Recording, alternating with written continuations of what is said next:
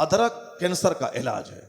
लहसुन, अदरक, प्याज कुव्वते मर्दानगी का जबरदस्त जरिया है। दिन में प्याज खाए आदमी जबरदस्त कुव्वते बाह में इजाफा हो जाए, रात में खाए तो फिर वो उसके मुज़िर असरात हो जाए। लहसुन आदमी एक दाना डेली खाए और कैंसर उससे दूर होता रहेगा। अदरक जबरदस्त चीज है। लहसुन, अदरक, हल्दी, ये हल्दी कैंसर का इलाज है। बड़े बड़े हकीम उसका इस्तेमाल करते हैं। और जितने बड़े बड़े हकीम हैं, साहब रामदेव हों या हकीम सलमान हों, इस ज़माने के पहले के पुराने हकीम, सारे लोग हल्दी, लहसुन, प्याज, अदरक, इन सारी चीज़ों से दवाइयाँ तैयार करते हैं। ये सारी चीज़ें लाजवाब। ये सारी चीज़ें कौन फरिश्ता खाता है? नहीं, मेरा बंदा खाएगा।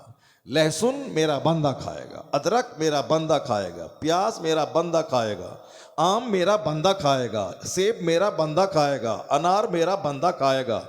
आदमी की तबीयत घबरा जाती है एक चीज़ें खाने से, इसलिए बदल बदल कर नेमतें अल्लाह देता है। कभी सेब खाओ, कभी अनार खाओ, कभी संतरा खाओ, कभी आम खाओ, कभी जामुन खाओ। सब्जियों में आलू खाते खाते दिल घबरा जाता है, इसलिए आलू खाओ, गोभी खाओ, टमाटर खाओ, मूली खाओ, भिंडी खाओ, परवल खाओ, ये मटर खाओ। ये सारी चीज़ें तुम्हारे लिए हैं। और दाल के 125 किस्में सिर्फ दाल की है। हमारे नज़दीक तो मसूर है, अरहर है, यही सारी चीज़ें हैं। मगर जो लोग पढ़ते हैं बायोलॉजी, उनसे पूछे कि साहब वैज्ञानिकों के नज़दीक इस दाल की कितनी किस्में हैं? वो तो आम लोग नहीं जानते आला हजरत को। आला हजरत जहाँ मुजद्दिद थे, जहाँ शेखुल इस्लाम थे, वहीं एक ज़बरदस्त साइंटिस्ट भी थे आला हजरत, जिन्होंने पानी पे रिसर्च की तो पानी की सैकड़ों किस्मों को दरियाफ्त कर लिया। जिन्होंने घोड़ों के पर रिसर्च किया तो घोड़ों की हज़ारों नस्लों के बारे में दरियाफ्त कर लिया। जिन्होंने साहब किसी जंगल को उठाया तो उस जंगल के दरख्तों के हज़ारों प्रकार को टच किया। इस तरीके से इल्म जहाँ बढ़ता जाता है, वहाँ अल्लाह की मारिफत जबरदस्त ढंग से उसके सीने में आती चली जाती है। वह सब जो सबसे बड़ा आलिम होगा, वो सबसे बड़ा आरिफ होगा, वो सबसे बड़ा अल्लाह से डरने वाला होगा। ये इल्म वाले जानते हैं कि दाल की कितनी किस्में हैं। इल्म वाले जानते हैं कि चावल की कितनी किस्में हैं। एक चावल बासमती चावल ही काफ़ी था, लेकिन साहब दुकान में जाएं, दर्जनों किस्में हैं चावल की। एक आम काफ़ी था, मालदा का आम काफ़ी था, लेकिन आप जाके देखें एक दर्जन आम की। अल्फांसो है, कहीं कहीं अल्फांसो है, कहीं बम्बई है, कहीं लंगड़ा है, कहीं कुछ है, कहीं कुछ है।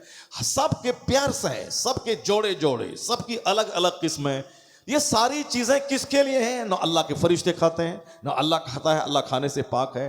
ये सारी चीज़ें इसी हजरत इंसान के लिए हैं, ताकि सारी नेमत तुम्हारे लिए, भिंडी तुम्हारे लिए, पलवल तुम्हारे लिए, और तो फिर सब्जी ही खाओगे तो तुम्हारे जिस्म को तरक्की नहीं मिलेगी। तेरे जिस्म को चाहिए मछली, इसलिए समंदर की मछलियां तुम्हारे लिए हैं। बंदा गौर करे इस पॉइंट पे, क्योंकि यहाँ खाने का मुकाबला, कपड़े का मुकाबला, मकान का मुकाबला, कभी तन्हाई में सोचने का मौका कहाँ मिलता है कि मैं क्यों पैदा हुआ हूँ, मेरे पैदा होने का क्या मकसद है, अल्लाह ने हम इस सारी कायनात को क्यों पैदा किया है। मुकाबला है खाने पीने का, बस एक छोटी सी चीज़ों का मुकाबला है। अब जरा गौर से उसी खाने को देख लें आप कि सब इतना ज़बरदस्त इंतज़ाम कैसा है। एक वैज्ञानिक यूरोप का कहता है कि इस दुनिया का जो पैदा करने वाला है वह सबसे बड़ा रियाजीदां है, यानी हर काम में मैथमेटिकल पॉइंट्स नजर आते हैं। जैसे एक पेज में एक मैथ बना, जरा सा कहीं भी फॉल्स हुआ, सारा मैथ गलत हो जाता है। और हर जगहों पे एक 1 से लेके 10 तक जो साहब अंक हैं, वो सब हर जगहों पे एक दूसरे से कनेक्टेड हैं। कहीं भी जरा सा भी बिगाड़ पैदा हुआ तो सारा मैथ गड़बड़ हो जाएगा।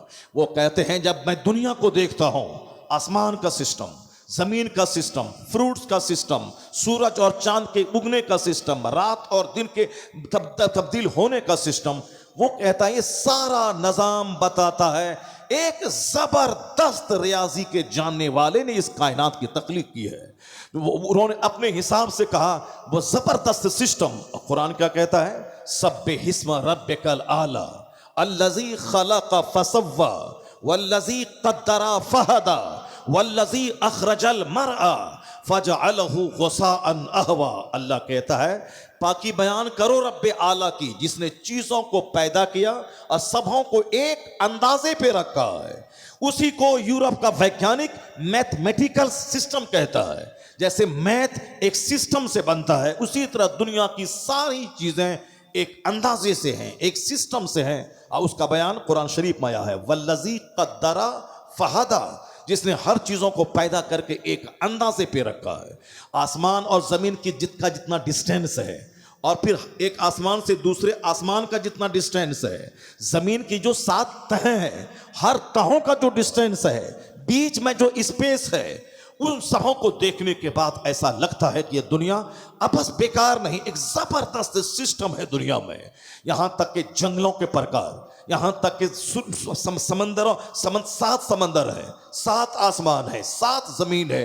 ये सारा सिस्टम क्या बताता है? ये 7 का अदद, कहीं 4 का अदद, कहीं 70 का अदद, ये सब क्या बताता है? कुरान शरीफ में जितनी जगहों पे जहन्नम का चर्चा हुआ, उतनी जगहों पे जन्नत का चर्चा हुआ है। अगर कुरान शरीफ में एक से जगह जन्नत का जिक्र हुआ है तो समझ लें कि एक से जगह जहन्नम का जिक्र हुआ है।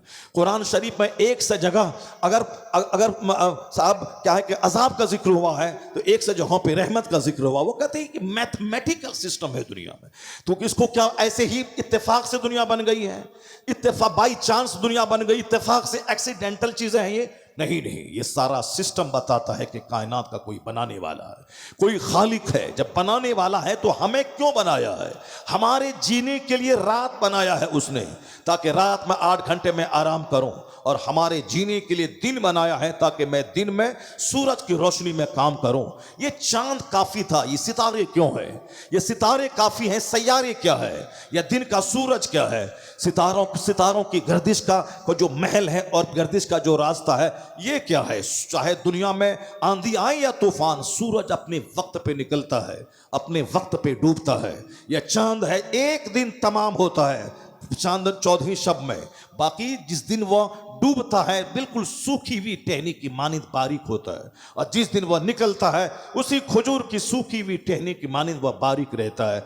जवान सिर्फ एक दिन होता है। उस चांद का सफर 1 तारीख से शुरू होकर 30 तारीख तक चलता है, और एक दिन जवान होता है। 14 तारीख तक यह बढ़ता रहा, 14 के बाद घटता रहा, यहां तक कि वह अपनी पहली मंजिल पे पहुंच गया। कौन है जो चांद पे गौर करेगा? कौन है जो सूरज के सिस्टम पे गौर करेगा? कौन है जो रात और दिन की तब्दीली पे गौर करेगा? अल्लाह ने क्या कहा? इन्ना फी खल्क़िस समावाति वल अर्द वख्तिलाफिल लैलि वन नहार लआयातिल लिउलिल अलबाब अल्लज़ीना यज़्कुरूनल्लाह क़ियामन व क़ुऊदन व अला जुनूबिहिम व यतफ़क्करून फ़ी ख़ल्क़िस समावाति वल अर्द रब्बना मा ख़लक़्त हाज़ा बातिला सुब्हानका फ़क़िना अज़ाबन नार। इस आयत करीमा में अल्लाह फरमाता है, undoubtedly, doubtless, in the creation of the heavens and the earth, जमीन आसमान की पैदाइश में, in the changing of the night and day, रात और दिन के बदल बदल के आने में, अक्लमंदों की आंख खुलने की बातें हैं, बेवकूफों की नहीं, अहमकों की नहीं। वह लोग जो दूसरों का मुंह देखें वह अहमक है, वह लोग जो सिर्फ बाजार की रौनक देखें वह अहमक है, वह लोग जो सिर्फ कपड़े का मुकाबला करें वह अहमक है, वह लोग जो खाना खाएं पाखाना करें उसके अलावा अपना कोई मकसद हयात ही ना समझे वह अहमक है। यह दुनिया अहमकों से भरी हुई है। अक्लमंद गौर करें, अल्लाह कहता है अक्लमंद है वो जो जमीन आसमान की पैदाइश पे ध्यान लगाते हैं। अक्लमंद है वो जो रात और दिन की तब्दीली पे ध्यान लगाते हैं। अक्लमंद है वो जब वो गौर करते हैं आसमान जमीन पे तो अपनी पैदाइश नजर आती है कि मैं क्यों पैदा हुआ हूं। सर से लेके पांव तक ये करोड़ों सिस्टम जो अंदर में है, ब्रेन का सिस्टम, हार्ट का सिस्टम, लंग्स का सिस्टम, ये सब बोन का सिस्टम या ब्लड का सिस्टम, जरा सा ब्लड सर्कुलेशन रुक जाए तो 50 करोड़ रुपए खर्च करके बंदा उस ब्लड को बदन में डालता है, फिर भी नहीं जिंदा रहता है, मर जाता है। जरा सा ब्रेन की एक रग दब जाए, 50 करोड़ खर्च करने के बाद बंदा नॉर्मल पोजीशन में नहीं आता है, वो हमेशा जिंदगी भर पागल ही रहता है। ये ब्रेन में हजारों लाखों रगों का सिस्टम, ये ब्रेन का सिस्टम अलग, आईज का सिस्टम अलग, ये ईयर्स का सिस्टम अलग, ये नोज का सिस्टम अलग, ये जबान का सिस्टम अलग, ये दांत का सिस्टम अलग। क्या समझते हैं एक दांत अगर रियल में खत्म हो जाए तो 50 लाख खर्च करने के बाद ओरिजिनल दांत दांत नहीं मिलता, वह मसनूई आर्टिफिशियल दांत मिलते हैं। अगर आंख की बीनाई अंदर से सूख जाए तो 50 करोड़ रुपए खर्च करने के बाद बीनाई लौट के नहीं आएगी। पर्दा पड़ गया, पर्दे का ऑपरेशन हो गया, छाला पड़ गया, छाले का ऑपरेशन हो गया। अंदर की रगें जिंदा हैं तो बस छाला हटा दो, मोतियाबिंद का ऑपरेशन कर दो, साहब ऑपरेट कर दो, फिर बीनाई थोड़ी सी बढ़ जाएगी। लेकिन अंदर की रगें अगर सूख जाएं कोई ऑपरेशन कामयाब ना होगा। शंकर नेत्रालय जवाब नहीं उसके पास। अमेरिका का साहब न्यूयॉर्क का सबसे बड़ा हॉस्पिटल, इसका इलाज उसके पास नहीं है, क्योंकि अंदर की रगें ही जब सूख जाएं फिर तो कोई ऑपरेशन काम नहीं करेगा। ये आंख का सिस्टम, जबान का सिस्टम, ये खाना खाने का सिस्टम, खाना के पचाने का सिस्टम, ये साहब एक तरफ पेशाब निकलने का सिस्टम, एक तरफ पाखाना निकलने का सिस्टम, एक तरफ ब्लड बनने का सिस्टम, और औरतों में एक तरफ दूध बनने का सिस्टम, जानवरों में एक तरफ वही एक घास जानवर खाता है, उस घास के खाने के बाद जब वह पेट में जाता है और मशीन चलती है अंदर की, और जब वह घास पचती है तो फिर उसी में से कहीं एक तरफ गोबर निकलता है और एक तरफ से पेशाब निकलता है, एक तरफ से ब्लड बनता है, और उसी गोबर, उसी ब्लड, उसी पेशाब के बीच से एक सफेद साफ और शफाफ किस्म का दूध निकलता है जो हेल्दी सेहत बख्श दूध है। वैज्ञानिक जब उस पर गौर करते हैं, क्योंकि हमको तो खाने पीने से फुर्सत ही नहीं है कि आलिमों के पास आके बैठें, अपनी पैदाइश के बारे में दरियाफ्त करें, कायनात और यूनिवर्स की सच्चाई के बारे में बात करें। जो आदमी इस काम में लगा रहेगा वह झगड़े से बचा रहेगा, जो इस काम में लगा रहेगा उसका दिमाग फालतू चीजों में लगने से बच जाएगा। घर में लड़ाई है औरतों की, क्यों? मकसद हयात पे नजर नहीं है। समाज में लड़ाई है पड़ोसी पड़ोसी की, क्यों? मकसद हयात पे नजर नहीं है। यहां लड़ाई झगड़े हैं बाजार में, क्यों? वो एक फालतू चीज, जमीन, मकान, कपड़े, दुकान, एक बालिश जमीन के लिए केस मुकदमा चल रहा है। फालतू बातों में ये मुंह फुला के बैठा है, वो मुंह फुला के बैठा है। अब लोग अखबार पढ़ रहे हैं, कुरान नहीं पढ़ रहे हैं, जाहिर सी बात है जंग तो होगी। जो असली चीज है उसको नहीं पढ़ते। एक इलाज है तमाम इख्तलाफात से बचने का, ये बंदा अखबार, नॉवेल, अफसाना, फिक्शन वो छोड़ दे, सिर्फ कुरान पाक की तरफ रुजू करे। जब फोकस कुरान की तरफ देगा तो छोटे छोटे मसले का हल ऐसे ही निकल जाएगा, तमाम इख्तलाफात का खात्मा हो जाएगा।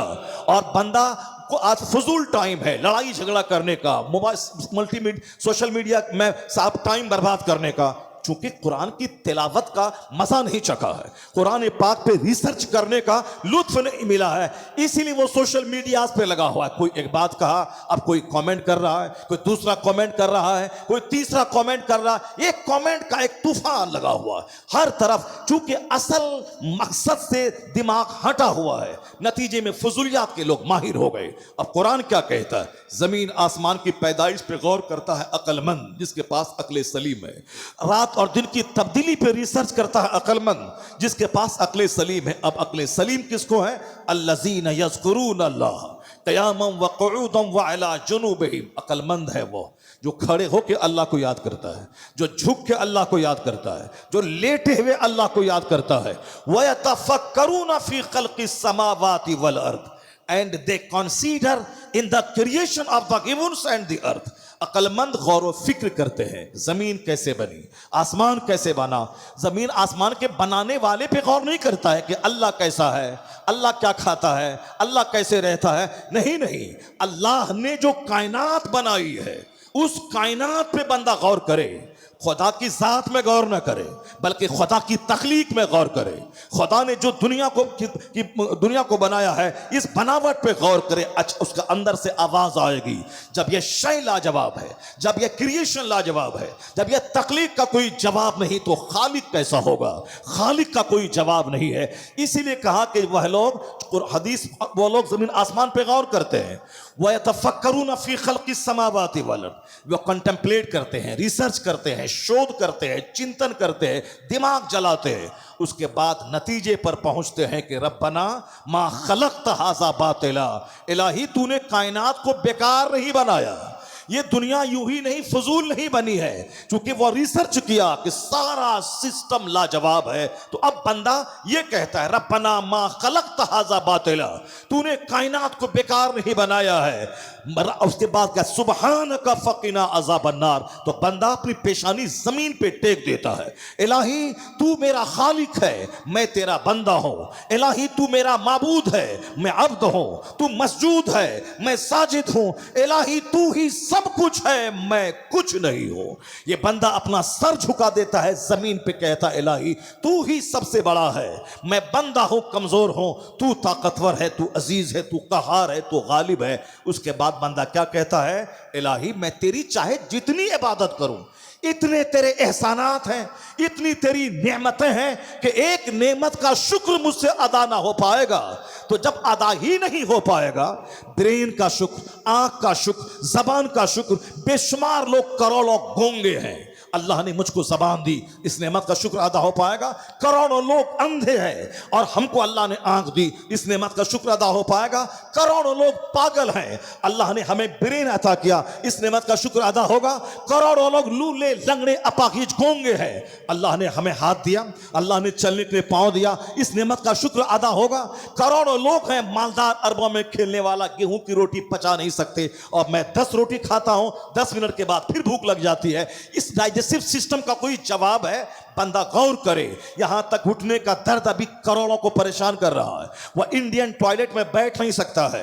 यह है इंडियन और वेस्टर्न खोजते हैं, और मैं एयरपोर्ट पे इंडियन तलाश करता हूं कि इंडियन कहां है, और मैं दिखा दिखा के बोलता हूं कि इंडियन टॉयलेट कहां है। तो I am Indian, I like Indian toilet. मैं हिंदुस्तानी हूं और हिंदुस्तानी टॉयलेट पसंद करता हूं, क्योंकि अब हिंदुस्तानी इंडियन टॉयलेट में बंदा बैठ नहीं सकता है, वो उसका घुटना फट जाएगा, उसका टखना फट जाएगा, इसीलिए वो कुर्सी वाला वो साहब कमोड खोजता है। ये जो आसानी से हमारे जब दर्द नहीं था, आसानी से उठते थे, बैठते थे, सीढ़ी पे दौड़ के चलते थे, नीचे आते थे, और जैसे चाहा इसको मोड़ लिया, झुका लिया, जिधर चाहा कर लिया। अब दर्द होने के बाद अब झुका नहीं सकते, उसको सीधा ही रहने देना हालत। और साहब सजदा करते हुए कुछ लोग पांव को किबला की तरफ रखते हैं, चूंकि पांव को मोड़ेगा तो पांव टूट फट जाएगा उसका।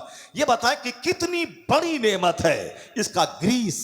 या ग्रीस अगर सूख जाए तो बंदा लाखों रुपए खर्च करके ऑपरेशन करवाए, फिर भी ठीक नहीं हो पाएगा। या टखने का ग्रीस, चाहे जिस तरफ चाहे एड़ी को मोड़ लें, या घुटने का ग्रीस, चाहे जिस तरफ चाहे, जैसे चाहे पांव को मोड़ लें, अगर उसमें थोड़ा सा फंक्शनल डिसऑर्डर हो जाए, फिर उसके बाद पता चलता कि कितनी बड़ी नेमत है। ये सारी नेमत हमारे लिए। या 5 वक्त का सजदा इस नेमत का शुक्र हो सकता है? नहीं। क्या कहता है बंदा, क्या बोलेगा? अल्लाह कहता है, जब बंदा इन सारी बातों पे गौर करता है, तब कहता है सुबहानका फ़क़िना अज़ाबन्नार। इलाही तेरी तस्बीह में बयान करता हूं, तेरी हम्द बयान करता हूं। ए अल्लाह तू सारे उयूब व नक़ाइस से पाक है मालिक। इतने एहसानात हैं मेरे ऊपर में, मैं आग पे भी सजदा करूं तो तेरी नेमत का शुक्र मुझसे अदा नहीं हो पाएगा। फ़क़िना अज़ाबन्नार, अपने फजल से मुझको जहन्नम की आग से बचा दे, अपने फजल से मुझे जहन्नम की आग से बचा दे। ये कौन बोलेगा? ये वही बोलेगा जो इन नेमतों पे नजर रखेगा, इन नेमतों की खूबियों पे नजर रखेगा, इन नेमतों के शुक्राने के लिए 5 वक्त मस्जिद दौड़ के जाएगा। तो नमाज को बोझ नहीं समझेगा वो, बल्कि 5 वक्त की नमाज को अपने लिए अजीम नेमत समझेगा, उसको बोझ नहीं समझेगा जब इन सारी बातों पे गौर करेगा। तो अब पता ये चला, हमारे जिस्म को मछली चाहिए, इसको गोश्त भी चाहिए। अब ये गोश्त चाहिए तो अल्लाह ने कहा ये परिंदा तेरे लिए, ये बकरा तेरे लिए है, तुम खाओ। ये समंदर की मछलियां तेरे लिए, माछ भात तुम खाओ। तुमको माछ भात चाहिए, खाओ। तुमको बकरे का गोश्त चाहिए, खाओ। तुमको मुर्ग का गोश्त चाहिए, तुम्हारे लिए है ये गोश्त। ये जानवर हैं, वल खैला वल बेगाला वल हमीरा लितरकबूहा वज़ीना। कुरान शरीफ में अल्लाह ने क्या कहा? अल्लाह ने नेमतों का जिक्र करते हुए कहा कि तुमको सवारी के जानवर चाहिए, एक जगह से दूसरी जगह जाने के लिए। समंदर में वो कश्तियां हैं, और खुश्की में दौड़ने के लिए घोड़े हैं। वल खैला वल बेगाला वल हमीरा लितरकबूहा वज़ीना। जरा गौर करें कि कुरान शरीफ में हमारी हिदायत के लिए क्या क्या नुस्खे मौजूद हैं। अल्लाह ने क्या कहा है? वो तो हम लोग जानते हैं कि मदरसे में माँ मर गई तो बच्चा को बुला लो कुरान खानी करने के लिए, इतना ही हम लोग जानते हैं। इसके आगे नहीं जानते कि मदरसे में कौन कौन सा इल्म पढ़ाया जाता है। हम लोग इसीलिए मदरसे को इग्नोर किए हुए हैं। हम लोग नहीं जानते कि होता यहाँ क्या है। जो लोग जानते हैं वह लोग जानते हैं कि मदरसे में होता क्या है। सरकार आला हजरत फाजले बरेलवी बदायूं गए हैं, फजर का टाइम है, आप अल्लामा अब्दुल कादिर बदायूनी ने आपको नमाज फजर पढ़ाने के लिए आगे बढ़ाया। आला हजरत फाजले बरेलवी ने नमाज पढ़ाई। फजर में लंबी क़िरात होनी चाहिए, बिल्कुल उसलिए आपने मसनून तरीके पे लंबी क़िरात की। जब सलाम फेरा सारे नमाजियों को लगा कि सूरज निकल गया है, सारे लोगों ने पूरब की तरफ देखना शुरू किया। आला हजरत समझ गए कि मुख्तदी को इस्तराब और बेचैनी है कि कहीं सूरज निकल तो नहीं गया है। मगर उस मुसल्ले पे बैठकर इमामत करने वाले मेरे शेख क्या कहते हैं, आप लोग घबराएं नहीं, अभी सूरज के निकलने में 3 मिनट 48 सेकंड बाकी है। 3 मिनट 48 सेकंड बाकी है। ये कौन बोल सकता है 3 मिनट? ये तो समझ में आता है 48 सेकंड। आला हजरत सूरज को देखकर अपनी घड़ी की सुई मिला लेते थे और दूसरे की घड़ी से टाइम मिलाते तो 1 सेकंड का फर्क न होता था। या कौन सा इल्म था? या इल्म फल्किया या इल्म नजूम, जिसको अंग्रेजी में एस्ट्रोलॉजी और एस्ट्रोनॉमी कहते हैं। यह सारा इल्म मदरसे की चटाई से दुनिया को मिला है। ये मदरसा है जो नॉलेज और विजडम का एक सबसे बड़ा रिसोर्स है। इसी मदरसे ने दुनिया को बताया। चूंकि हमको खाने पीने मकान का मुकाबला करने ग्रेनाइट और मार्बल से फुर्सत कहाँ है कि हम मदरसे में आके देखें मदरसे में होता क्या है। इसलिए हमारे लोग मौलवी का मजाक, मदरसे का मजाक, मुल्ला जी का मजाक, लोग मुल्ला जी कहते हैं। और आज हमको कोई मुल्ला कह दे तो गुस्सा आता है, जबकि मुल्ला अहमद जीवन जो बादशाह हिंदुस्तान औरंगजेब के उस्ताद थे, जिस औरंगजेब ने अपने उस्ताद की जूती सीधी की थी जामा मस्जिद से बाहर निकलते हुए, तो सारा हिंदुस्तान तमन्ना करता था कि काश मेरा बेटा भी आलिम होता।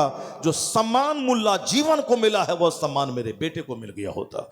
जब आलिमों को इज्जत दी जाती है तब आलिम बनाने का शौक पैदा होता है, और जब आलिमों की जैसी की तैसी की जाती है उसको मोहताज बना के रखा जाता है।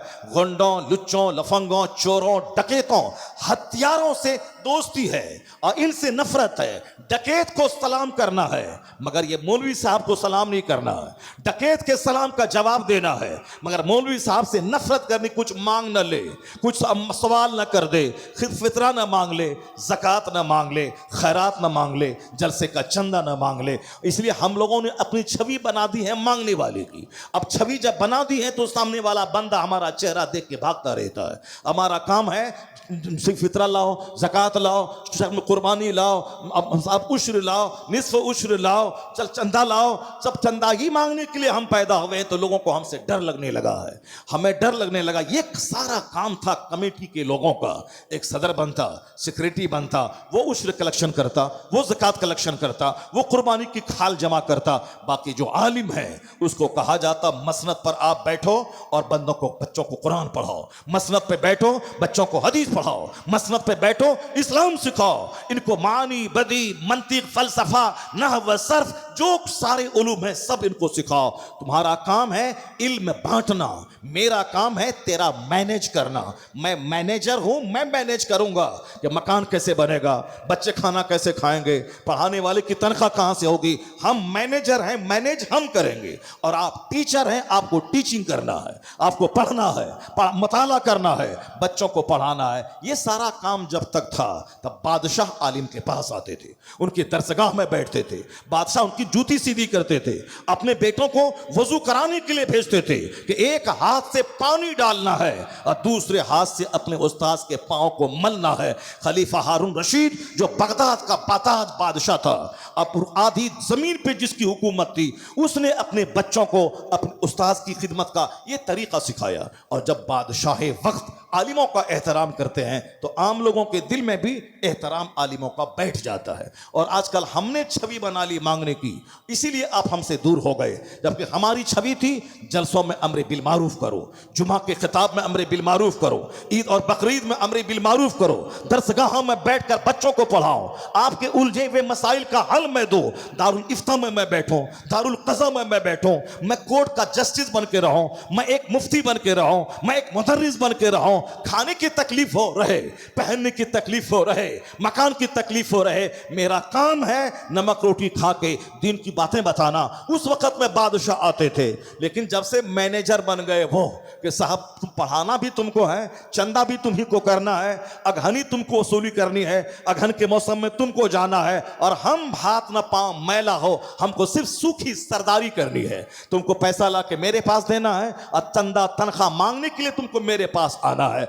जुमा के दिन मस्जिद का चंदा मुसलमान दे और ये सेक्रेटरी साहब उसको गिन लें और फिर इमाम साहब उसके पास तनख्वाह मांगने के लिए जाए और उसमें भी आंख दिखाए और 2-4 घंटे की देरी करे। ये पब्लिक का पैसा देने में इतना दर्द होता है, लेकिन जिस दिन वो सेक्रेटरी अपना पैसा देता न जाने इमाम साहब को क्या गत कर देता। तो ये बातें इसलिए हो गई कि चूंकि हम लोगों ने अपना सिस्टम उल्टा पुल्टा कर लिया, नतीजे में आपको हमसे वहशत होने लगी, जबकि आपको हमसे उनसियत होनी चाहिए, आपको मेरे पास दीन सीखने आना चाहिए, आपको हमारे पास जन्नत जाने का फॉर्मूला सीखने के लिए आना चाहिए। तो आलिम और अवाम के दरमियान का कनेक्शन जुड़ा रहना चाहिए। अब जरा गौर से सुनिए, इस मदरसे में होता क्या है, इस मदरसे में क्या होता है, इस मदरसे में कौन सा इल्म है। वल खैला वल बेगाला वल हमीरा ले तरकबूहा वजीना। चूंकि अल्लाह की नेमतों का चर्चा चल रहा है, ये सारी नेमत हमारे लिए, आसमान जमीन सूरज चांद सितारे वेजिटेबल्स ड्राई फ्रूट्स ये कॉर्न सारी चीज़ें हमारे लिए हैं, ये जानवर हमारे लिए, सवारियां हमारे लिए,